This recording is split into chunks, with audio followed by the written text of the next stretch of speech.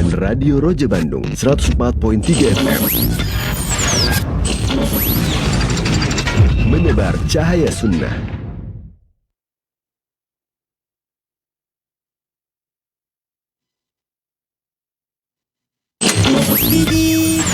Selamat para pendengar dan pemirsa Roja TV dimanapun Anda berada. Insyaallah kami akan hadirkan di layar kaca Anda para pendengar Radio Roja dan pemirsa Roja TV. Jazakumullahu khairan bagi Anda para pemirsa Roja TV yang dan telah sesaat lagi kami menyimak. hadirkan untuk Anda program acara kajian ilmiah secara langsung. Roja TV, saluran tilawah Al-Quran dan kajian Islam.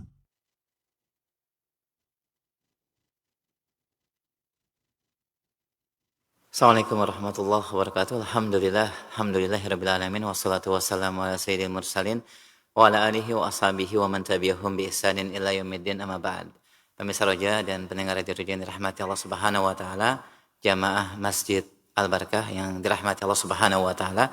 Alhamdulillah di kesempatan sore hari ini kembali kita bertemu dalam pembahasan dan kajian ilmiah dalam bab muamalah dari pembahasan kitab Irsadus Sahib ila bayani masail dalil talib, dan pembahasan sore hari ini kita akan memasuki bab as-sulhu bersama Ustazuna Ustaz Dr. Romandi Tirmizi hafizahullahu taala. Kita berikan kesempatan yang luas bagi ikhwah terutama yang ada di masjid yang ingin menyampaikan pertanyaan-pertanyaan berkaitan dengan bab muamalah. Kami persilahkan di sesi soal jawab nanti, dan juga bagi ikhwah dan akhwat fillah yang ada di rumah atau di mana saja berada, Anda bisa menyampaikan pertanyaan via telepon dan chat WhatsApp di 0218236543, dan bisa dibuka sambil melihat dan mengkaji pembahasan kitab Irsadus Sahib, dan kami persilakan kepada Ustaz untuk menyampaikan pembahasan. Falyatafadhal mashkura. Jazakallahu khairan, Allah barik fik. Assalamualaikum warahmatullahi wabarakatuh. Assalamualaikum. Alhamdulillahirabbil alamin. حمدا كثيرا طيبا مباركا فيه كما يحب ربنا ويرضاه والصلاة والسلام على نبينا محمد وآله وصحبه أجمعين وبعد. إخواني وأخواتي في الله, para jamaah Masjid Jami Al-Barakah Cilengsi dan seluruh para pemirsa dan pendengar radio serta TV Roja yang dimuliakan oleh Allah Azza wa Jalla. Kembali kita melanjutkan pembahasan dari kitab Irsyadus Sahib fi Syarhi Masailid Dalil Talib yang ditulis oleh Profesor Dr. Abdul Karim Namlah rahimahullah ta'ala. Sekarang kita masuk kepada bab as-sulh. Taqra ya Syekh. Bismillahirrahmanirrahim. Rahimahullahu ta'ala. Babu sulhi wa yasihhu mimman saha tabaru'uhu ma'al iqrari wal inkari. Bab as-sulh.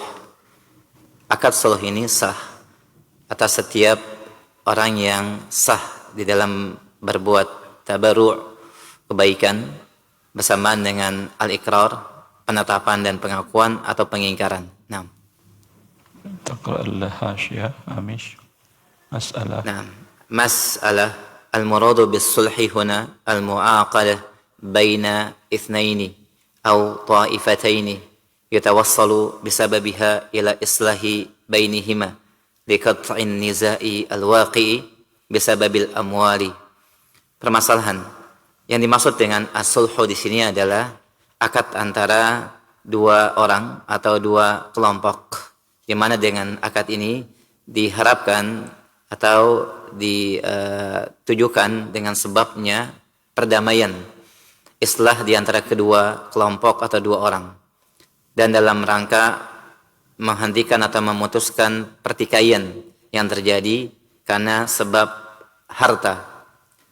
Faidah, as-sulhu naw'ani. Sulhu ada dua. Yang pertama, as-sulhu baina mutakhasimaini fi amwal, yaitu perdamaian di antara dua orang yang bertikai di dalam permasalahan harta.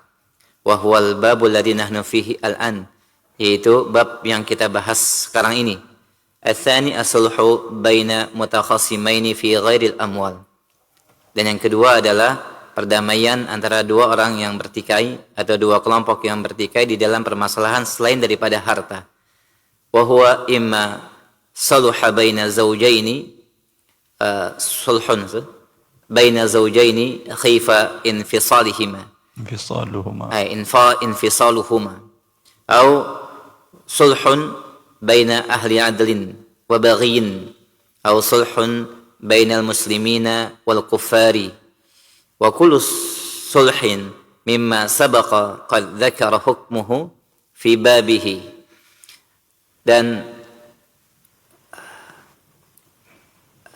penjelasan sulhu yaitu selain daripada harta yang terjadi antara dua orang suami istri ya, dan dikhawatirkan terjadinya perceraian atau perdamaian di antara dua orang yang bersikap adil atau mencari keadilan, dan baghi, dan dengan orang yang berbuat zalim atau kelaliman. Ahlu adlin wa baghin, antara penguasa yang adil dengan pemberontak. Atau perdamaian di antara kaum muslimin dan orang-orang kafirin. Dan setiap akad sulhu yang telah disebutkan ada hukum dalam bab-babnya. Dan faidah yang lain, ajmal ulama ala istihbabis sulhil adili ya wa mustanidihi qaulihi ta'ala was-sulhu khair. Dan para ulama telah bersepakat dianjurkan dan disunnahkannya sulhu ya dengan adil, di mana landasannya adalah firman Allah Subhanahu wa taala was-sulhu khair, dan as-sulhu adalah kebaikan. Surat An-Nisa ayat 128. Haitsu wasafa as-sulhu bi annahu khair, di mana dalam ayat ini Allah Subhanahu wa taala mensifatkan sulhu dengan kebaikan. Wa huwa 'amun likulli ma dzakarna, dan ini mencakup umum sesuai dengan apa yang kita telah sebutkan. Dan firman Allah Subhanahu wa taala, la khaira fi katsirin min najwahum illa man amara bi shadaqatin aw ma'rufin aw islahin bainan nas. Dan firman Allah Subhanahu wa taala, tidak ada kebaikan dari kebanyakan pembicaraan bisikan-bisikan mereka kecuali mereka yang memerintahkan kepada yang ma'ruf, memerintahkan untuk bersedekah, atau memerintahkan kepada yang ma'ruf, atau melakukan islah di antara manusia. An-Nisa ayat 114. Haitsu inna an-nafya huna nahyun wa nahyu mutlaq. Di mana penafian di sini bermakna an-nahyu larangan, dan larangan di sini sifatnya mutlak. Fayaqtadi tahrim, yang memberikan faidah keharaman. Wal muradu yahrumu 'alan nasi ay yaksirul kalam illa fi tilkal umuri salasati. Makna daripada ayat ini adalah diharamkannya manusia banyak berbincang-bincang atau bercakap-cakap kecuali dalam 3 perkara yang disebutkan di dalam ayat tadi. Di antaranya adalah al-islahu bainan nasi bil adli, yaitu mewujudkan perdamaian di antara manusia dengan keadilan. Wa hadza kulluhu yalzamu minhu anna sulha mustahab. Dan ini memberikan kelaziman bahwa sulhu ya sifatnya mustahab, yaitu disunnahkan. Iya. Berdamai itu bisa karena ada pertikaian di antara 2 orang dalam masalah harta.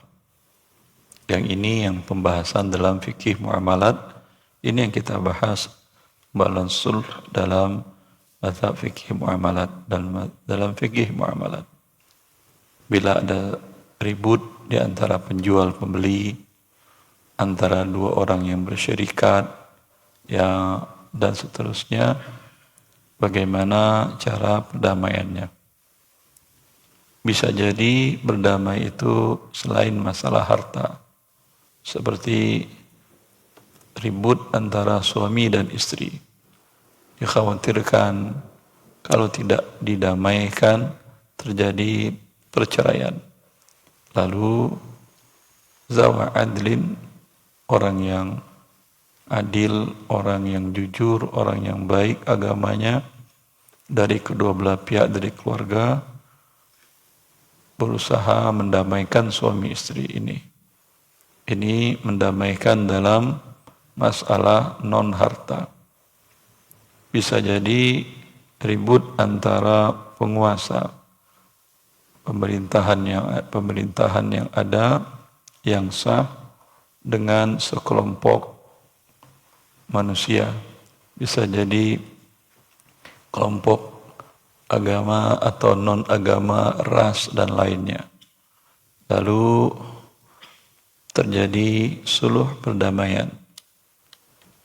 Ya, seperti yang pernah terjadi mulai dari masa sahabat Nabi Sallallahu Alaihi Wasallam dengan keluarnya Muawiyah dan sahabat-sahabat yang lainnya ketika Ali bin Abi Thalib menjadi khalifah. Kemudian terjadi perdamaian. Kemudian bisa jadi terjadi ribut perang antara muslim dan kafir. Ya. Dan mereka membuat perjanjian damai. Ya. Dari masa Nabi, begitu juga perjuangan di negara kita, pada pahlawan pendahulu kita sering membuat perjanjian damai. Sampai sekarang antara yang ribut antara muslim dan kafir seperti Yahudi dan kaum muslimin di Gaza, ya, terjadi perjanjian, dibuat perjanjian damai. Ini semuanya suluh.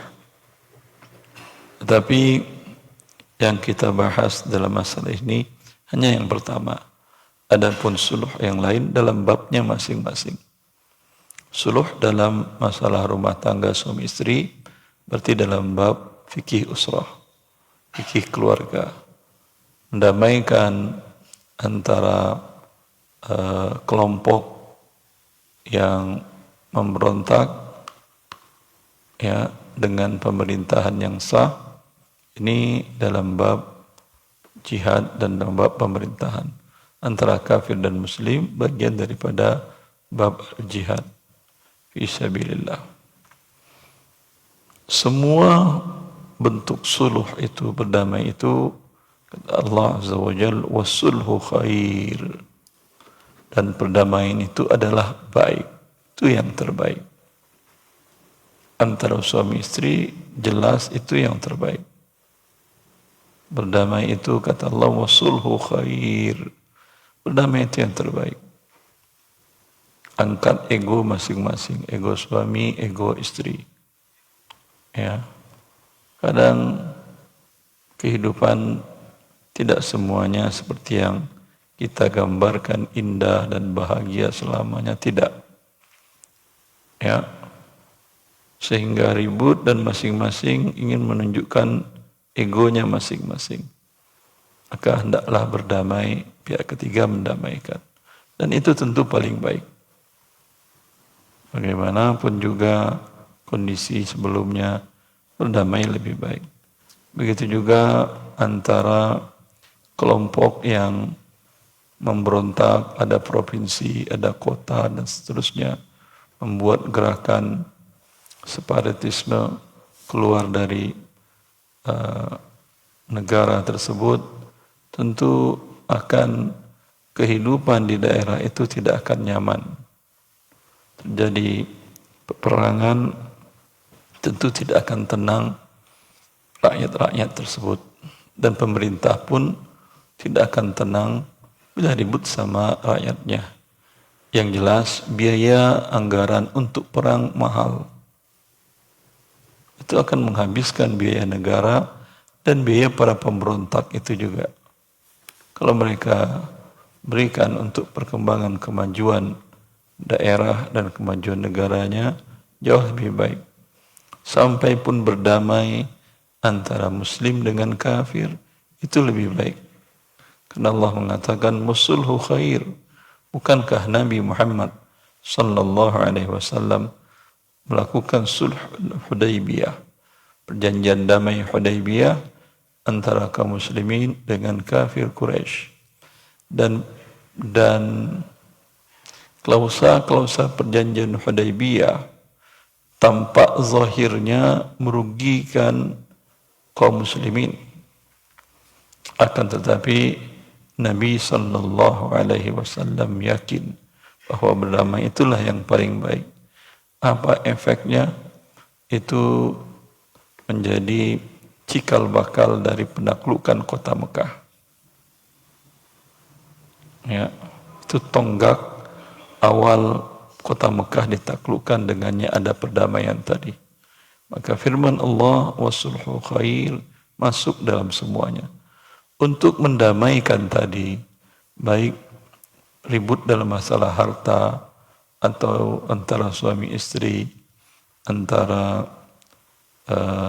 penguasa yang sah dengan para pemberontak, antara kaum muslimin dengan orang kafir, itu butuh kecakapan, komunikasi, negosiasi para pihak. Tentu akan banyak ngomong. Orang negosiasi untuk mendamaikan suami istri saja, mungkin pertama dia ngomong ke suami dulu, kadang 1-2 hari belum kelar. Kepala suami itu sudah satu aja intinya, dia mau menceraikan istrinya. Anak-anak biar dia urus. Ya, mungkin setelah 20 jam berbicara, baru hati suaminya melunak. Begitu juga ketika juru damai ini datang ke pihak istri. Itu tidak gampang, lama ngomongnya. Maka Allah mengatakan, banyak bicara itu tidak ada baiknya kecuali dalam hal ini. Namanya mendamaikan itu antara suami istri, mungkin juru damainya mengungkit-ungkit semua kebaikan istri semuanya. Enggak ingat kamu dulu awal pernikahan, bagaimana kamu bahagia, bagaimana istrimu berkorban untukmu, pindah dari rumah. Panjang tuh cerita. Kalau di luar konteks ini tidak baik. Tapi dalam konteks ini dia menjadi baik. Dalam konteks mendamaikan. Begitu juga kita tahu perdamaian perjanjian Hudaybiyah panjang itu. Antara Nabi SAW dengan orang-orang Quraisy. Dan perjanjian-perjanjian sekarang, perjuangan Republik Indonesia kemerdekaan, kita tahu juga bukan sekali 2 kali perjanjian. Ya, dan begitu juga yang kita lihat di Gaza sekarang, sampai semua negara pun turun tangan untuk mendamaikan, membuat perjanjian damai di antara 2 pihak tersebut. Fadhal Ustaz. Wa yasihhu mimman sahha tabarru'uhum al-iqrar wal inkar.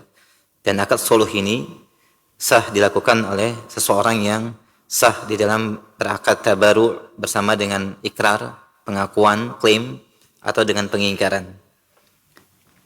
Ya. Dan sah akad suluh itu dengan syarat orangnya yang melakukannya sah dia berderma. Karena dalam berdamai itu, dalam berdamai masalah harta, masalah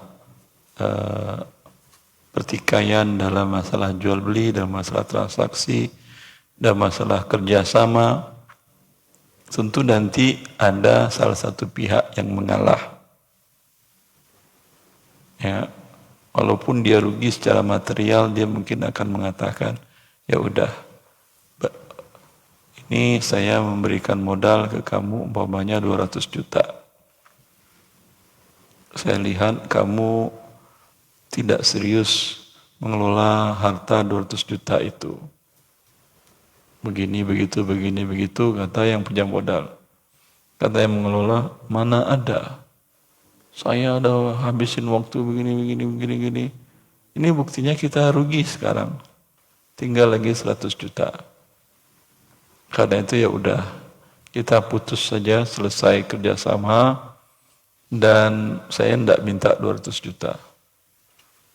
Kalau kerugian ini murni karena kondisi bisnis sedang tidak baik, saya wajib menerima.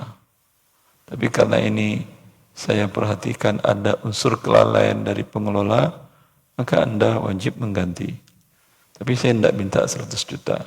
Ganti aja 50 juta dan sekarang sisa usaha ini milik saya. Berarti dia menghibahkan berapa? Berapa? 150 apa 50? Kan modal 200. Ya. Sekarang aset tinggal 100. Berarti berapa kerugian usaha? 100 juta. Dia menghibahkan cukup bayar 50 juta saja. Ya, berarti hibahnya 50 dan dia menanggung kerugian 50 juta. Pada dasarnya dia tidak nanggung kerugian karena ini prestasi dari pihak yang mengelola. Tapi daripada ribut, berdamai, yaudah kita akhiri dan kamu punya hutang ke saya 50 juta. Berarti dia menghibahkan 50 juta, iya atau tidak? Maka orang yang berdamai ini syaratnya harus orang yang cakap melakukan perbuatan hukum, yaitu hukum berderma, berdonasi. Kalau dia anak kecil yang belum balik atau sudah balik tapi tidak cakap mengelola harta, ya dinamakan dengan safih dalam bahasa fikihnya. Ini dia kan nggak boleh berdonasi. Anak umur 9 tahun, 8 tahun yang belum balik, dia berdonasi tidak boleh. Kalau angkanya besar. Tadi angkanya 50 juta, besar apa kecil? Besar. Tapi kalau anak kecil donasi, dikasih jajan oleh orang tuanya, 2.500 rupiah dia donasikan, dia beri ke temannya, tidak masalah. Ya, tapi dia bantu temannya 100.000. Ini tidak sah. Ya.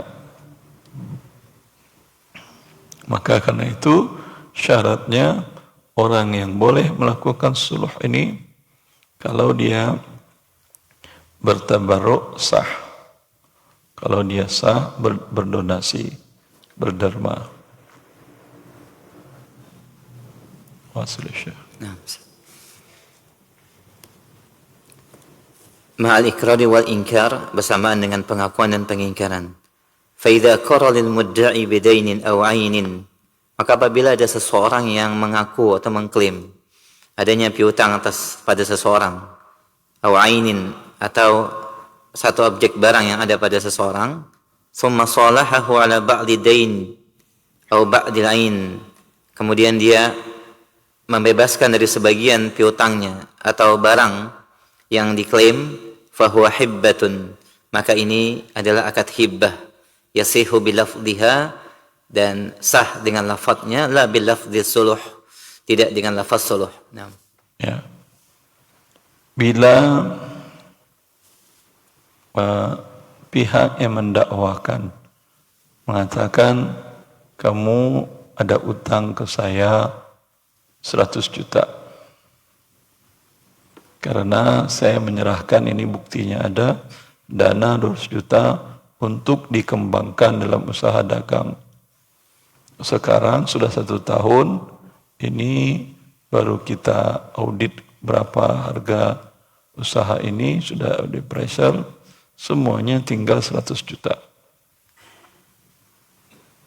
Ya, berarti kamu punya hutang rupiah 100 juta. Tapi saya damai aja, cukup kamu bayar aja 50 juta. Itu kalau bentuknya dengan hutang. Kalau bentuknya barang, dulu saya serahkan kepada Anda umpamanya mobil untuk pergi kamu mencari penumpang. Ya.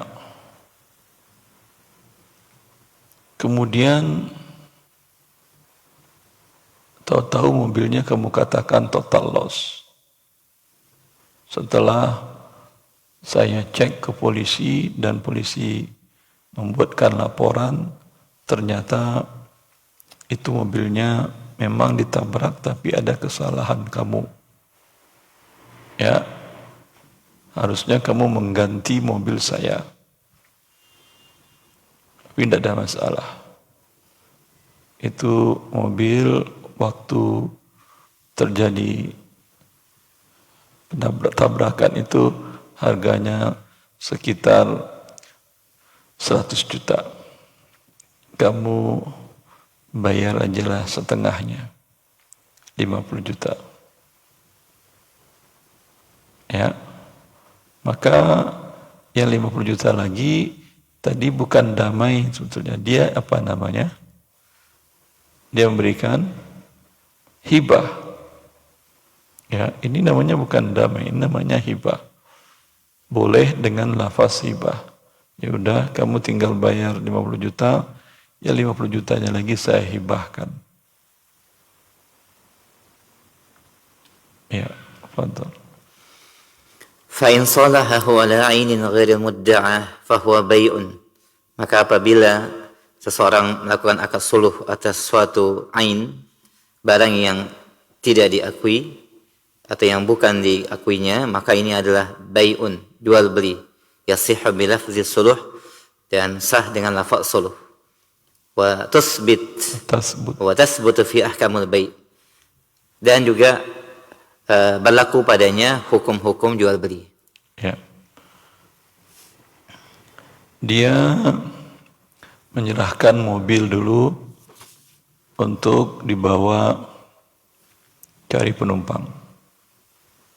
Ya, qadarullah seperti tadi.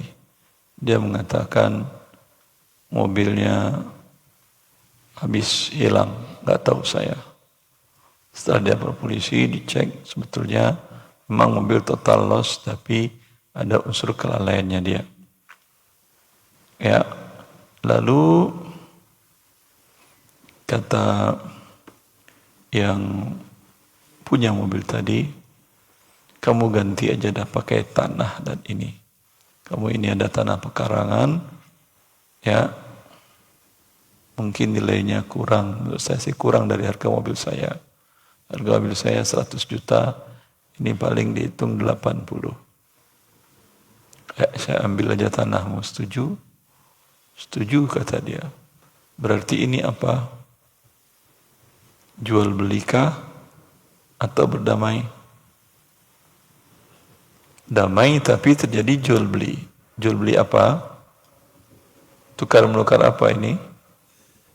Mobil dengan tanah. Yang mobil ini sifatnya hutang karena udah nggak ada. Yang tanahnya ada. Ya, maka berlaku semua hukum jual beli. Ya, tidak boleh hutang dengan hutang. Hutang dengan hutang itu apa? Itu tadi mobil kan sudah jadi hutang. Dia bilang, saya ada tanah sekitar 100 meter persegi. Ya, itu kira-kira nilainya 80 jutaan. Bagaimana kalau itu untukmu? Ya boleh. Tapi tanah ini entah di mana, tidak diberitahunya. Sehingga tidak diserah terimakan. Kalau diserah terimakannya, tanahnya di sini, ini semua sertifikatnya, surat-suratnya ini ambil. Berarti hutang ditukar tanah yang jelas. Itu boleh. Tapi dengan mengatakan tanah 100 meter saja, itu berarti juga hutang kan ya? Maka terjadi jual beli dain bidain, dan ini tidak boleh. Harus jelas. Baik.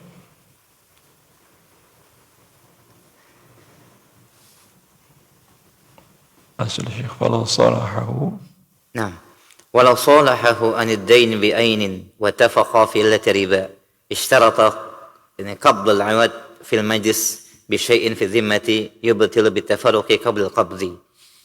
Dan apabila seseorang berakad suluh dengan mengganti piutang dengan objek barang, dan keduanya bersepakat fi illati riba, dengan adanya ilat riba, maka disyariatkan adanya serah terima dari penggantian tersebut di dalam majelis dengan apa yang menjadi tanggungannya, dan menjadi batal apabila berpisah sebelum adanya serah terima. Nah. Ya, bila yang diserahkan di awal, kalau tadi adalah mobil bukan komoditas riba. Kalau yang diserahkannya adalah emas, 300 gram untuk dagang tadi. Qadarullah, ketika setelah setahun dihitung tinggal lagi berapa? Anggap tinggal nilainya 100 gram. Ya. Lalu yang pemilik modal mengatakan, ini saya lihat dari pembukuan dari jadwal buka warung, toko dan segala macam, penyusunan barang pun ini tidak sesuai standar. Ini ada kelalaian wan prestasi dari kamu. Harusnya kamu mengganti 200 gram emas. Ya udah, sekarang ganti aja dengan anggap 100 gram emas itu sama dengan 250 juta. Sekarang kamu ganti aja 250 juta. Berarti menukar, kan emasnya 300 gram. Tinggal lagi dihitung barang sisa yang ada dalam dagang tadi, sekitar 100 gram emas. Dia hanya minta 100 gram dengan nilai rupiah hari ini, dia minta umpamanya 250 juta. Ya, berarti tukar emas 100 gram dengan berapa? Yang 100 lagi dia tidak minta. Dia mau berdamai aja. Ya. Paham? Paham atau tidak? Paham. Berarti terjadi tukar 100 gram emas dengan rupiah berapa? 250 juta. Ya, yang emasnya mana? Sudah hilang sama dia karena wan prestasi dalam mengelola. Berarti dalam tanggungannya. Sedangkan rupiah dengan emas harus yadan biyadin. Yadan biyadin, dia harus menyerahkan tunai langsung di majelis akad. Ya udah, kalau begitu saya transfer sekarang 250 juta ke rekening Anda. Kalau dia mengatakan besok, tidak bisa. Kalau besok, saya batalkan perdamaian ini, besok kita lihat lagi. Bisa jadi emas makin naik, jadi 300 juta, mungkin pada waktu itu 100 gramnya. Jelas. Karena menukarkan emas dengan rupiah, dia sama illat ribanya adalah thamaniyah. Sebagai harga, penilai harga barang. Ya.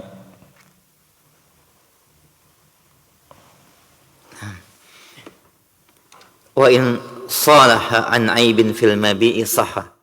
Dan apabila seseorang berakad suluh atas suatu aib pada objek barang yang diperjualbelikan, maka sah. Falau zalal aib sari'an aw lam yakun raja bima dafa'ahu. Apabila aib atau keburukan yang terlihat hilang secara cepat atau pada kenyataannya tidak ada aib tersebut, maka dikembalikan apa yang telah dibayarkannya. Nah. Ya. Sekarang dia sudah membeli sesuatu. Anggap mamanya beli kendaraan roda 2 motor. Lalu dibelinya dengan harga 15 juta bekas second. Dipakai selama sebulan, muncul cacatnya, aibnya. Ya, mungkin warna asapnya putih. Itu asap putih kan berbahaya itu daripada asap hitam. Asapnya putih, lalu pembeli menyampaikan kepada penjual. Penjual mengatakan, udah kita berdamai saja, saya bayar sekian. Ya. Falau itu sah. Falau zalal aibu sari'an au lam yakun raja' bima dafa'ahu. Ternyata kemudian setelah itu dia bayar kompensasi 2 juta. Setuju. Kemudian hilang cacatnya. Di hari kedua tidak ada lagi asap putihnya. Lah kemarin ngepul di depan dia kelihatan, sekarang nggak ada lagi. Ya. Raja'a bima dafa'ahu. Dia berhak rujuk dengan uang kompensasi 2 juta tadi. Dia bilang, sekarang nggak ada tuh. Iya, saya juga heran, kata dia. Ya udah kembaliin yang 2 juta. Kembaliin hak suluhnya tadi. Yakfi Syekh. Nah, yakfi Ustaz. Jazakallah khair barakallahu fik. Demikian beberapa poin dan ketentuan berkaitan dengan bab suluh dan kita perdalam dalam soal jawab bagi ikhwah yang ingin bertanya dalam bab ini atau yang lain. Silahkan di 02 kami persilakan di masjid ada sebelum kami berikan ke pemirsa Roja. Tapi kita akan tunggu bagi ikhwah dan akhwat fillah yang ingin bertanya silahkan di line telepon 0218236543. Pertanyaan via chat WhatsApp juga bisa disampaikan di 0218236543. Baik, kita akan angkat pertanyaan via chat WhatsApp terlebih dahulu. Assalamualaikum warahmatullahi wabarakatuh. Barakallahu fiik. Berapakah lama hak khiyar apabila terjadi aib atau cacat di dalam dalam akad jual beli, di mana memang tidak ada perjanjian sebelumnya pada saat serah terima barang, namun setelah 1 pekan baru diketahui barang yang dibeli ada cacatnya. Ustaz, mohon arahannya, jazakallahu khair. Tidak ada waktu tertentu untuk cacat barang. Ya. Tetapi penentuan cacatnya di tangan pembeli kah atau di tangan penjual? Kalau dia beli hewan, ya, di waktu dia beli bagus jalannya, tidak ada kelihatan sakit. Setelah 2 minggu hewannya sakit, wah saya kebeli hewan sakit. Si pembeli tentu akan mengatakan kepada penjual, kamu jual kepada saya hewan sakit. Kata penjual, enggak mungkin lah saya jual hewan sakit. Ya, kan kelihatan hewannya sakit atau tidak. Itu sekarang enggak jalan dia. Waktu kita beli jalan enggak? Oh ya, jalan kenceng larinya. Dikejar lari dia. Ya, itu kemungkinan sakit di tangan Anda selama 2 minggu. Mungkin terkena virus atau apa. Ya, itu tidak bisa lagi dia mengklaim. Tapi kalau umpamanya itu ada luka di bagian dalam perutnya, tidak kelihatan waktu saya beli, ada luka dan bernanah sampai sekarang, itu menyebabkan dia susah untuk bergerak. Ya, itu mungkin sama kamu selama 2 minggu, luka selama 2 minggu sampai bernanah apa tidak? Luka 2 minggu bernanah apa tidak? Hah? Bernanah. Salah saya contohnya. Anggap 3 hari. Kalau 3 hari sudah bernanah atau belum lukanya? Biasanya nanah itu kan panjang prosesnya. 1 minggu, 2 minggu.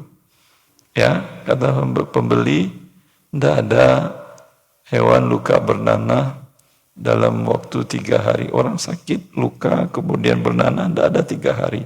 Lama pembengkakan dulu segala macam. Kemudian baru muncul nanah. Ya, ini berarti sakitnya udah pada kamu penjual. Ya. Walau sudah 3 hari, maka penjual wajib mengembalikan. Sama juga tadi dengan asap putih. Asap putih itu kalau menurut para mekanik itu penyakit panjang itu. Tidak 1 hari kemudian asap menjadi putih, tidak. Itu biasanya pistonnya, karetnya rusak karena akibat olinya lama tidak diganti, sehingga olinya bocor dan masuk ke mesin pembakaran dan terbakar sehingga muncul putih. Ya, dibelinya 3 hari putih. Itu mah kamu, kata dia. Ini tidak mungkin dalam 3 hari asap memutih. Ya, saya tidak menuduh kamu, tapi banyak juga penjual yang sebetulnya asapnya putih, dia isi pisang. Wallahu a'lam, begitu berita yang saya dapat. Dia isi pisang dimasukin ke olinya sehingga hilang warna putihnya. Tapi itu selama beberapa hari. Setelah itu putihnya lebih ngepul lagi. Ya, itu berhak dia mengklaim ya cacat dalam seperti itu. Allahu a'lam. Nah, jazakallahu khair, semoga menjadi pencerahan. Demikian akhi, barakallahu fiik. Baik, kami angkat kembali pertanyaan selanjutnya. Masih di chat WhatsApp. Assalamualaikum warahmatullahi wabarakatuh. Dari Bapak Solarman. Saya berdagang di dalam gang. Salah satu pelanggan saya setiap pesan barang belanjaan ke saya dan barang belum saya miliki. Jadi ketika sales datang kirim barang ke saya, barang langsung dikirim ke pelanggan saya. Sesudah barang saya bayar, besoknya baru saya akad harga ke pelanggan. Bagaimana hukumnya dalam Islam, Ustaz? Dia menjual barang tidak ada pada dia. Nah. Kemudian si sales langsung dia minta kirimkan ke konsumennya dia tadi. Ya, sahih. Ya, ini berarti 2 pelanggaran hadis Nabi SAW. Pertama, menjual barang yang belum dimiliki. Kedua, menjual barang yang belum diterima. Kalau saja barang sudah Anda beli, sudah Anda bayar, ya, sudah Anda miliki, sudah Anda tentukan yang itu barangnya, itu milik Anda. Tapi belum Anda terima dari si penjual, belum boleh Anda jual itu. Ya, sekarang belum dibeli, belum dimiliki, dan belum diterima, maka jual belinya batil. Dilarang oleh Nabi SAW dan hukumnya haram Anda menjual, Anda berdosa, dan jual belinya tidak sah. Solusinya, Ustaz? Solusinya pertama bertaubat kepada Allah Azza wa Jalla karena telah melakukan pelanggaran terhadap hadis Nabi SAW. Kemudian karena jual beli tidak sah, yang sudah terlanjur Anda ulang lagi akad dengan mereka. Kalau mereka tidak setuju, ya berakad dengan Anda, uang mereka kembalikan, mereka minta mengembalikan barang yang sudah Anda serahkan ke mereka. Kalau mereka setuju, buat akad baru lagi. Wabillahi taufiq. Nah, Ustaz, jazakallahu khair. Demikian Pak Solarman, ada solusi juga yang diberikan, semoga menjadi pencerahan. Ada pertanyaannya, akhi? Fadhal, kalau ada pertanyaan silakan, ada mic-nya di situ, silakan. Fadhal. Nah, di situ harus biar bisa didengar. Fadhal. Yang lain mungkin bisa merapat ke mic ya, kalau yang ingin bertanya. Dengan siapa, dari mana, silakan. Bismillahirrahmanirrahim. Assalamualaikum warahmatullahi wabarakatuh. Ustaz, izin bertanya ya. Saya Falah dari Depok, Kelapa II sini. Izin bertanya, Ustaz, bagaimana hukumnya bekerja sebagai ojol, mungkin, atau ada larangan-larangan apa saja di situ? Saya tidak mengerti dengan ojol itu. Menurut Anda apa ada pelanggarannya? Pikiran Anda? Kalau dari ada customer yang ingin menitipkan makanan gitu, tapi dia belum bayar, tapi yang menggunakan uang ojolnya dulu gitu. Uang Drivernya itu ya. Dia pesan melalui aplikasi ke Anda atau dia pesan ke merchant. Iya. Ke merchant. Iya, ke merchant. Ke merchant. Anda datang untuk mengambilkan barang itu. Dan Anda bayarkan terlebih dahulu dengan dana Anda. Berarti Anda hutangin si Customer ya. customer. Kemudian Anda serahkan barang customer, Anda minta hutang plus Biaya kirim ya mungkin. biaya kirim. Ini ada melanggar sabda Nabi SAW, la yahillu salafun mabay'un. Tidak halal menggabungkan akad jual beli, akad pinjam meminjam dengan akad jual beli. Di sini tergabung antara Anda nalangin meminjamkan uang atas nama konsumen dan akad ijarah, jual beli jasa. Maka ini melanggar sabda Nabi SAW. Kalau ada yang pesan ke ke merchant, Anda minta saja dia bayar pakai baik dia pakai tunai langsung ke dia transfer ke merchant atau dia bayar pakai e-walletnya, ya, Anda hanya mengambil dan mengantarkan, dibayarkan oleh dia fee. Jasa. Ya, baik, syukur Ustaz. Allah ya. Cukup jelas ya? Alhamdulillah, jazakallah khair akhi, barakallahu fiik. Karena kalau antum tanyakan bagaimana ojol, tentu semua akad dari awal harus kita bahas, kita selidiki. Terlalu panjang, akhi. Nah, Kapan-kapan lah kita bedah semuanya, ya, akadnya dari awal sampai akhir. Tapi panjang sekali itu. Harus ada ahli dari pihak ojolnya. Baik. jazakallah khair. Ada yang lain? Baik, kami angkat dulu pertanyaan via chat WhatsApp. Assalamualaikum warahmatullahi wabarakatuh. Assalamualaikum. Tadi disampaikan di awal bahwa orang yang mengelola harta harus cakap dan memahami bagaimanakah hukumnya ketika kakak kami yang sudah dewasa dan memiliki ketidakcakapan di dalam permasalahan harta, dalam hal ini tidak bisa berpikir secara normal. Selama ini kami yang mengurus dari kebutuhan pokok dasarnya dan hal-hal yang berkaitan dengan kebutuhan harian, di mana kakak memiliki harta dari warisan ayah sebelumnya. Pertanyaannya, Ustaz, bolehkah kami meniatkan sedekah dengan nilai jumlah tertentu atas nama kakak kami dalam keadaan dia tidak berpikir stabil dan secara normal? Dan bolehkah kita juga menghibahkan kepada orang lain dengan hartanya? Jazakallah khair. Ya, itu pembahasannya tadi. Orang yang tidak cakap mengelola hartanya, lalu hartanya dikelola oleh orang lain. Orang lain itu tidak boleh menghibahkan harta tadi. Karena dia pun tidak boleh menghibahkan apalagi orang lain.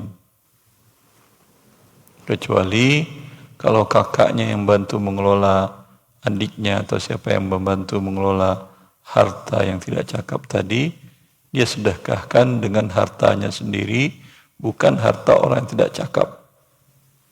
Saya sedekah untuk kakak saya dari uang saya. Semoga Allah sembuhkan dia dengan sedekah ini. Tidak ada masalah. Tapi kalau Anda kelola dananya, umpamanya ayah dulu wafat meninggalkan dia dapat bagian 2 petak rumah. Dia nggak mengerti cara mengelola rumah tadi, pun kalau uang dapat dihambur-hamburkannya. Maka Anda sebagai adik atau sebagai abang membantu itu. Ada orang yang mau nyewa, Anda sewakan. Anda perbaiki segala macam. Itu uangnya boleh Anda pegang. Kalau dia butuh biaya hidup, Anda belikan barang yang dia butuhkan untuk kehidupan sehari-harinya. Tapi uang tidak Anda serahkan, Anda pegang. Uang ini boleh Anda sedekahkan, tidak boleh. Karena Anda bertindak untuk kebaikan orang itu. Ya. Kecuali untuk kebaikan orang itu juga. Seperti ayah dulu wafat meninggalkan untuk yang cacat ini dihibahkan oleh ayah warung, ya, warung barang harian. Lalu ketika ayah sudah tidak ada, dulu ayah yang mengelolanya dan hasilnya untuk saudara yang cacat tadi. Anda yang bantu mengelolanya. Bagian dari pengelolaan warung, tentu kalau semuanya, kalau tidak pernah ada diskon, tidak ada beli satu dapat dua, itu kegiatan jual belinya monoton, tidak terlalu menarik. Maka kadang-kadang Anda buatlah umpama seperti tadi, Anda ikat dua barang dengan harga satu dapat dua. Ya, memang berarti diskon, berarti kan hadiah itu. Tapi ini dalam bisnis, dalam dagang biasa. Tujuannya apa? Untuk menarik pelanggan.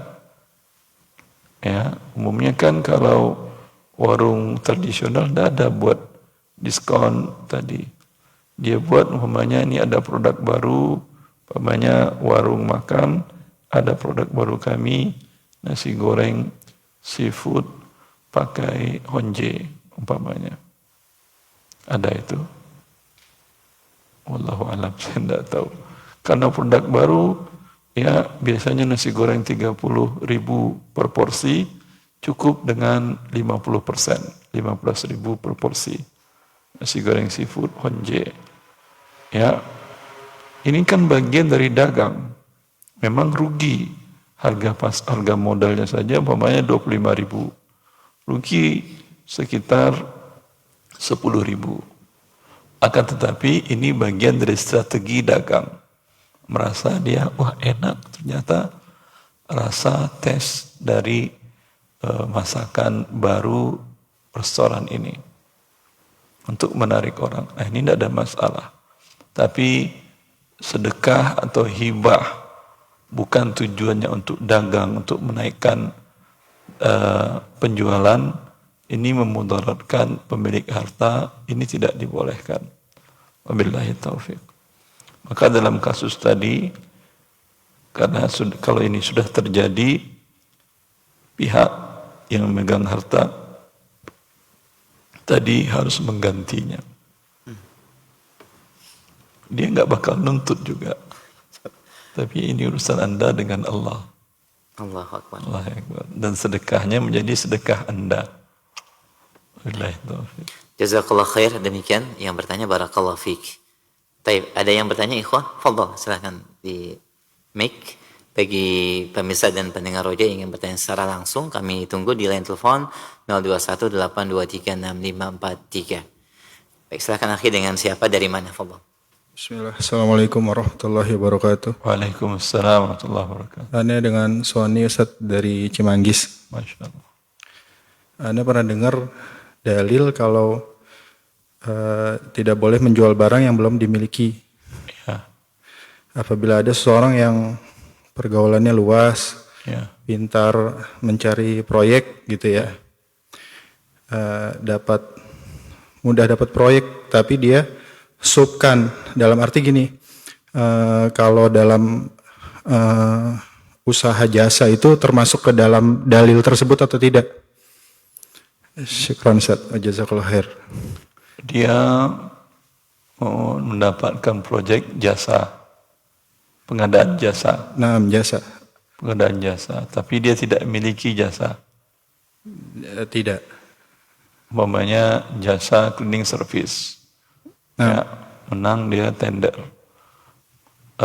Dia tidak punya orang-orang cleaning service. Tidak punya tim segala macam nggak ada. Tidak punya tim, tidak punya segala macam.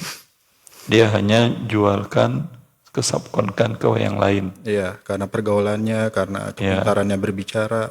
Ya. Apakah ini boleh atau tidak? Kalau jasa, khusus jasa, Nabi hanya melarang menjual barang yang belum dimiliki. Kalau jasa ada sebagian pendapat Hanafiyah membolehkan.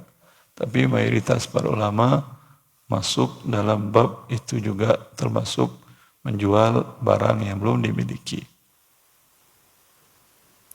Ya. Maka ini tidak dibolehkan. Kalau dia ingin ikut tender jasa cleaning service di cabang-cabang kantor yang ini, perusahaan ini, dia harus ada orang-orangnya dulu sebelum ikut tender. Kebanyakan dibutuhkan 10. Dia sudah datang ke outsourcing, ambil sewa 10 orang. Hingga menjadi milik dia. Baik Ustaz. Cukup jelas ya? Jazakallah. Baik, jazakallah khair, barakallahu fiik. Demikian akhi, dan kita berikan kesempatan kembali. Baik, kami akan angkat dari pesan chat WhatsApp. Assalamualaikum warahmatullahi wabarakatuh. Waalaikumsalam. Barakallahu fiik ya Ustaz. Baik, pertanyaannya, apakah diperbolehkan mengambil maaf, saya nggak bisa jual barang saya ke Anda. Enggak, itu malah kata Syekh Utsaimin bin Taimiyah bagian dari bid'ah di dalam masalah dunia, dan itu dilarang dalam perkataan para ulama. Hukum asal muslim, dia tidak berbuat yang haram. Kecuali Anda tahu betul dia tidak punya pendapatan yang halal, nah itu beda. Kecuali kalau yang pesan lembaga ribawinya, itu tidak ada pendapatan yang halal. Wabillahi taufiq. Nah, jazakallah khair, barakallahu fiik. Demikian. Dan kita berikan kesempatan via telepon. Silakan di line telepon 021 823 6543 dalam pembahasan bab suluh. Baik, kita angkat. Halo. Silakan, sudah masuk. Mohon maaf terputus, silakan dihubungkan kembali dan kami berikan kesempatan bagi ikhwan yang masih ada yang ingin bertanya kembali. Silakan Pak, fadhol. Dengan siapa, dari mana Pak? Saya Apri dari Cibubur. Silakan Pak. Assalamualaikum warahmatullahi wabarakatuh, Ustaz. Salam. Terima kasih kesempatannya. Semoga Pak Ustadz dan yang hadir di sini jamaah diberikan kesehatan, keberkahan dan kebaikan. Amin amin. Menyambung tadi tat yang ojol gitu ya. Saya ada pemikiran aja, mohon nanti pencerahannya. Kalau seandainya memang dibayar dulu ke merchant ya, ke restoran ya. Ini kan yang bayar itu tidak tahu posisi ojolnya gitu. Bisa saja itu tidak diantar ke rumah gitu ya. Mungkin ya nih, mohon maaf ya, ini kasus ini oknum ya, mungkin ya ada yang begitu. Terus tidak bisa dilacak tuh ojolnya oleh yang pembeli. Bisa juga pemikiran saya, ojol itu ngambil uangnya dulu ke pembeli gitu. Baru terus nanti ojol itu ke merchantnya, terus langsung bayar, nanti diantar lagi. Mungkin pas memberikan uang bisa saja pembeli menahan KTP-nya gitu loh. Sehingga untuk memberi jaminan bahwa makanannya akan diserahkan ke pembeli. Mohon pencerahannya Pak Ustadz, kalau demikian seperti apa? Terima kasih. Assalamualaikum warahmatullahi wabarakatuh. Itu pencerahan dari Bapak. Ya, saya pemikiran aja sih. Iya, itu pencerahan dari Bapak. Bapak mohon pencerahan dari saya, padahal berasal dari Bapak. Tapi mari kita bahas. Ya, seperti tadi kemungkinan ojolnya tidak mengantarkan, ada kasusnya. Mungkin juga si konsumen nggak bayar. Itu juga sering kasusnya. Sudah ditalangin oleh driver, oleh ojol, diantarin, orangnya nggak ada di rumah. Kalau ditaruh uang belum bayar. Kalau dibawa dia mah nggak butuh. Ini makanan 900.000. dia biasanya makan sekeluarga paling banyak 50.000. Masa ojol hidupnya mewah, tidak sesuai. Itu lebih kasihan si ojol yang seperti hal ini. Akhirnya apa yang dilakukan ojol? Wallahu a'lam. Mungkin sambil nangis, itu dibawa sambil berdoa kepada Allah. Ya, itu juga ada kemungkinan. Maka kalau begitu ojol juga butuh KTP si customer tadi. Kalau dia pesan, dia butuh KTP-nya juga. Walhasil, ya, dia memang kasusnya banyak terjadi. Tapi yang paling aman tentu ojolnya kenal. Bang, kenal baik, ini saya pesan, ini uang. Ya, atau saya sudah pesan ke mereka, tolong ambilin terus saya bayar upahnya. Dia kenal, itu yang paling penting. Kalau kita tidak kenal orangnya amanah atau tidak, kita kenal tapi kenalnya dia orangnya tidak amanah. Padahal kita kenal baik, tapi kita kenal dia tidak amanah, juga kita tidak mau. Apalagi ini tidak kita kenal amanah atau tidak. Kita hanya mau dengan orang yang kita kenal dia amanah. Wabillahi taufiq.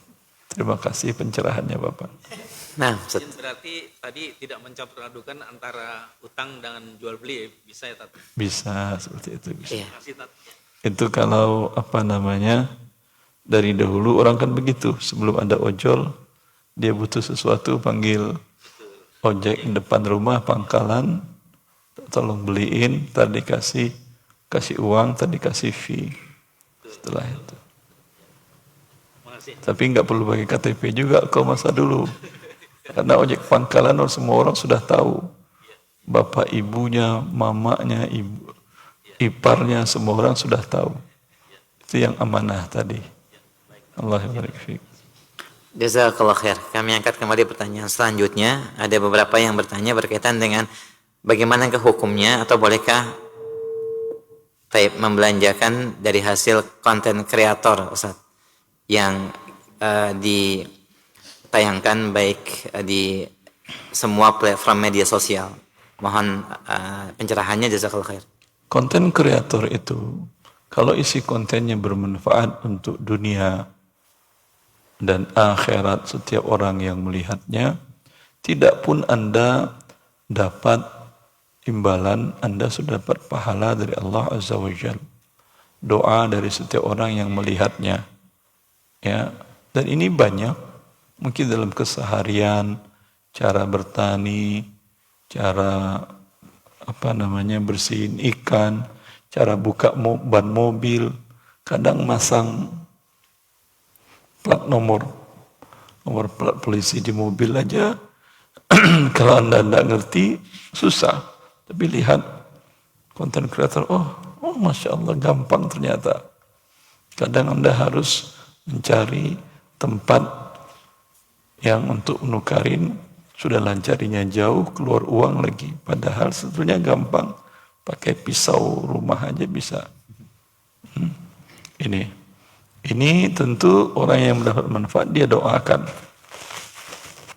Dan untuk ini Anda dapat imbalan umpamanya karena banyak iklan di sebuah platform tadi, halal dengan syarat tidak ada aurat yang kelihatan, tidak ada musik dalam konten Anda tadi, dan materi kontennya edukasi, membantu orang-orang, memudahkan hidup di dunia dan di akhiratnya. Fadhal. Nah, jazakallah khair, barakallahu fiik, Ustaz. Demikian yang bertanya, semoga menjadi pencerahan. Baik, kami angkat kembali pertanyaan selanjutnya, masih via chat WhatsApp. Assalamualaikum warahmatullahi wabarakatuh. Waalaikumsalam. Pertanyaan di luar tema terkait dengan akad ijarah al-muntahiyah bi tamlik. Ustaz, apakah akad ijarah seperti ini resiko dan kerusakan dari objek barang yang diakadkan itu menjadi tanggung jawab pemilik atau pemberi akad sewa? Mohon nasihatnya, jazakallah khair. Ya.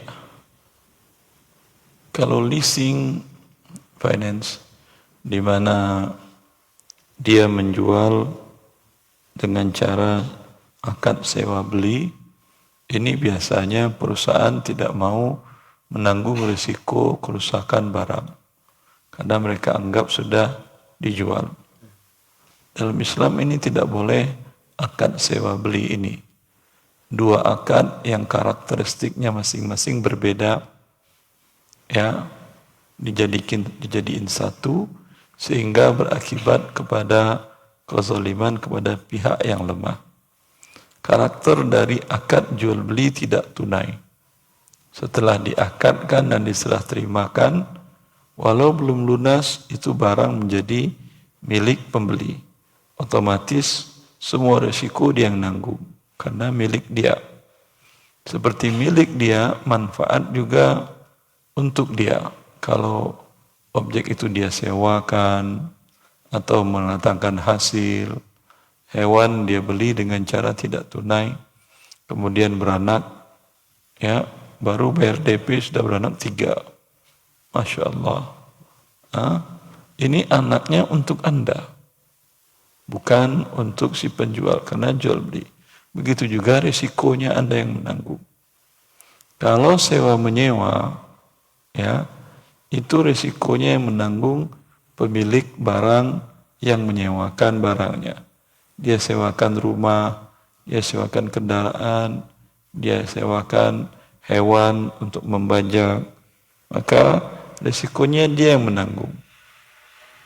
Ketika dibuatkan menjadi satu produk, digabung dua-duanya menjadi satu paket akad sewa beli, ya, tentu pihak yang kuat dalam hal ini perusahaan finance-nya, dia tidak mau menanggung risiko. Dan ini menjadi haram. Oleh karena itu, para ulama mengatakan, bila juga ingin akad ini diperbaiki, dibuat akadnya sewa dulu sampai waktu yang ditetapkan, baru setelah itu ada akad jual beli atau hibah bersyarat. Ya, seperti itu. Jadi karena umpamanya selama 5 tahun, kalau kamu tidak pernah terlambat, bayar sewanya adalah sekian juta per bulan, sekian ratus ribu per bulan, nanti setelah 5 tahun motor jadi milik kamu. Selama belum 5 tahun, kerusakan, maintenance, semuanya di tangan pemilik motor tadi. Kerusakan yang bukan atas kelalaian si yang menyewa, sewa beli tadi, si yang menyewa dan pembeli tadi, dia tidak menanggung. Kecuali bila ada wan prestasi dalam penggunaannya. Ya, setelah selesai 5 tahun, baru menjadi milik dia. Itu yang dibolehkan dalam syariat. Wabillahi taufik. Nah, Ustaz, jazakallah khair atas pencerahannya. Demikian yang bertanya, barakallahu fiik. Kami angkat kembali pertanyaan selanjutnya. Assalamualaikum warahmatullahi. Semoga Allah memberikan keberkahan. Alhamdulillah. Izin bertanya, Ustaz, kalau kita bekerja sebagai accounting, salah satu di antara pekerjaannya menghitung bunga pinjaman tidak rutin. Artinya tidak rutin yang dilakukan, dan juga melakukan pekerjaan lainnya. Bagaimanakah hukum penghasilannya, Ustaz? Jazakallah khair. Pekerjaan lainnya halal dilakukan, mendapat imbalannya pun halal. Yang menghitung bunga riba, karena dosa dan kutukan riba itu bukan hanya untuk pemakannya, pemberi makannya juga, penulis akadnya juga, dan sanksinya juga, dan semua yang terkait dalam hal itu. Anda bukan penulis akad, bukan saksi, tapi bagian yang membantu bagaimana bunga terbayarkan. Ya, maka juga terkena dosanya. Tidak pun Anda digaji, Anda berdosa.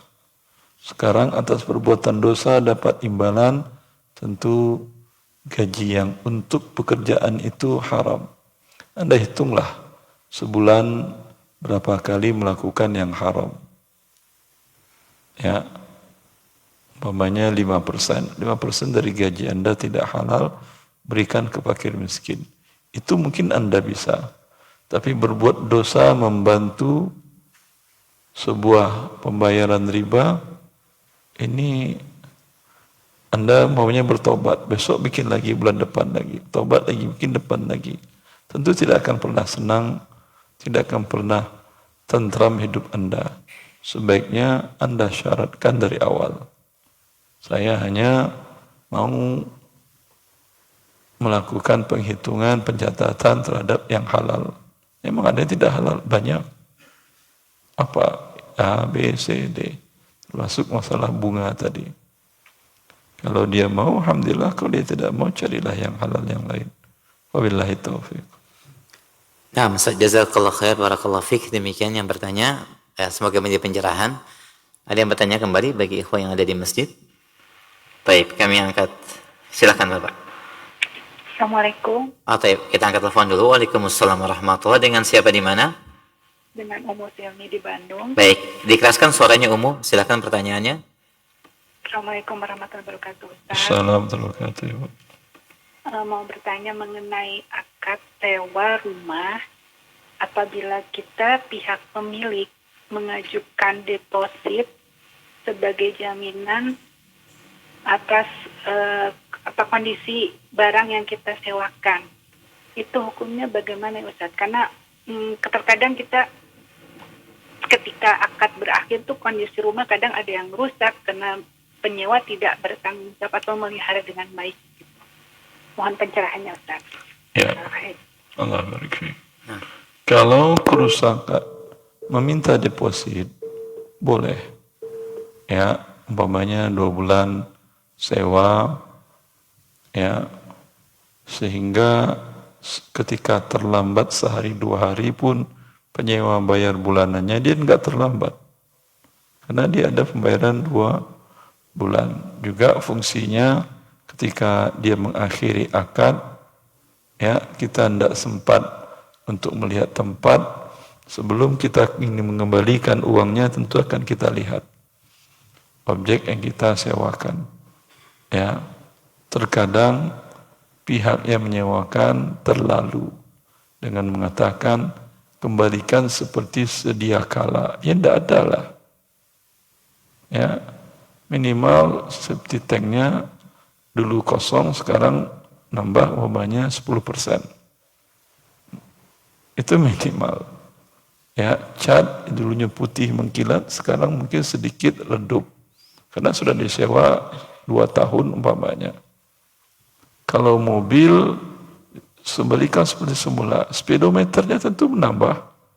Ya, tidak mungkin. Yang boleh ditagihkan kerusakan akibat kelalaian. Dinding umumnya dicoret-coret, ada gambar gunung, ada gambar padi oleh anaknya. Ini ya akibat kelalaian. Ini mungkin bisa dibersihkan dengan diamplas, dicat ulang bagian itu, berapa biayanya dipotongkan dari deposit tadi, itu boleh. Dan lain-lain. Ada kebocoran dan sudah rusak plafonnya. Ini berarti lama dan dia tidak memberitahukan. Ya, sehingga untuk perbaikan, ya, butuh biaya agak besar. Anda potongkan dari situ. Tapi kalau baru bocornya 2 hari 3 hari, ya, dia mungkin belum sempat juga mengatakan kepada Anda, ini tidak ada masalah. Anda tidak perlu menagihkan. Ya, wabillahi taufiq. Jazakallah khair. Demikian pemirsa yang ada di Bandung, barakallahu fiik. Satu telepon kembali kita angkat. Halo. Silakan, sudah masuk Bapak? Taib, terputus. Silakan akhi. Fadhal. Dengan siapa, dari mana?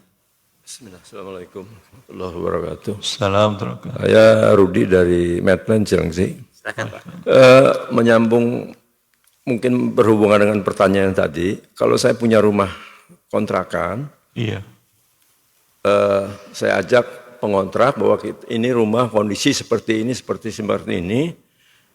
dia setuju. Cuman saya bikin syarat bahwa kalau ada kerusakan, silakan ditanggung sendiri. apakah ini boleh seperti itu, Ustaz? Tidak boleh. Karena bisa jadi kerusakan itu angin kencang, genteng terbuka malam-malam, air masuk, habis semua plafon. Gantinya 25 juta. Sewanya sebulan cuma 1 juta. Pusinglah dia.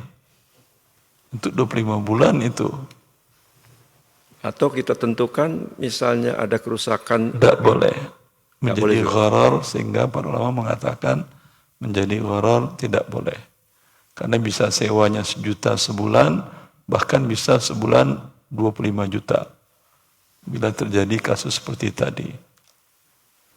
Ya, yang boleh dia setiap ada kerusakan kecil, umpamanya pam tidak nyala, ada ngadat sedikit itu diperbaiki, nggak perlulah semuanya ngomong ke saya. Yang bisa kamu lakukan, yang mudah lakukan. Ya. Kalau yang ada biaya umpamanya sampaikan. Ya. Nanti kalau saya tidak ada kesanggupan atau tidak sedang ada di dekat situ, kamu perbaiki, hitung biayanya berapa, sampaikan ke saya. Kalau saya setuju, potong dari biaya sewa. Itu boleh. Rumah-rumah Anda, kenapa dia menanggung semuanya? Allahul musta'an. Cukup, Pak. Bisa satu lagi? Iya, silakan. Saya punya adik, ditinggal suaminya meninggal, mempunyai anak 2 orang. Nah, hartanya dibagi untuk kedua anaknya, Harta suaminya dibagi untuk kedua anaknya. Yang bagiin siapa? Si istri yang ditinggal mati suaminya. Adik Andanya berarti? Iya. Itu apakah boleh si istri tidak mengambil bagian dari harta waris suaminya? Kalau tanyanya boleh, ya boleh. Boleh? Boleh. Apakah sudah sah cuma sekedar ucapan seperti itu? Harus diserah terimakan sampai mengikat. Umpamanya, ini ayah kalian meninggalkan 2 rumah, ini rumah kalian. Memang hak umi kalian ada di sini 1/8, tapi biarlah umi insyaallah mencari sendiri. Ya, bila kalian nanti sudah cukup umur punya KTP, balik namakan. Ya, sekarang masih nama ayah kalian, sudah umi urus-urus untuk balik nama ke kalian, tapi umpamanya belum dibolehkan oleh pihak BPN, umpamanya karena belum cukup umur. Itu tidak ada masalah. Cukup jelas ya, Pak? Baik. Cukup baik. Masya Allah, alhamdulillah. Assalamualaikum. Waalaikumsalam warahmatullahi wabarakatuh. Jazakallah khair. Dan ini pertanyaan kami terakhir sebagai kesimpulan dan ikhtitam. Silakan, Ustaz. Ya. Khawani wa akhwati fillah. Allah menginginkan perdamaian bagi manusia, bahkan dengan orang kafir sekalipun. Wasulhu khair. Damai itu sesuatu yang baik yang dicintai Allah. Maka bila ada keributan antara Anda dengan istri, dengan abang, dengan adik, dengan tetangga, Anda sebagai seorang muslim yang baik, carilah berdamai. Walau dari sisi emosional, dari sisi harta Anda dirugikan. Ya. Allah Ta'ala alam wa sallallahu nabiyina Muhammad wa alihi wa sahbihi wasallam. Jazakallah khairan kami sampaikan kepada Al-Ustaz Dr. Wandi Tirmidzi hafizahullah taala atas kesimpulan dan ikhtitam sore hari ini pembahasan yang sudah kita bahas bersama beliau di dalam bab suluh. Insyaallah kita akan sambung kembali kesempatan Ahad yang akan datang. Ada beberapa poin dan ketentuan berkaitan dengan akad suluh yang akan dibahas, dan alhamdulillah ada beberapa pertanyaan sudah dijawab berkaitan dengan sejumlah pertanyaan yang bertanya dalam bab waris. Bisa disampaikan pada kajian Kamis pagi insyaallah bersama beliau dalam pembahasan waris secara khusus. Demikian dan semoga bermanfaat. Kita akhiri dengan kafaratul majlis. Subhanakallahumma wa bihamdik Asyhadu alla ilaha illa anta astaghfiruka wa atubu ilaik. Assalamualaikum warahmatullahi wabarakatuh. Assalam.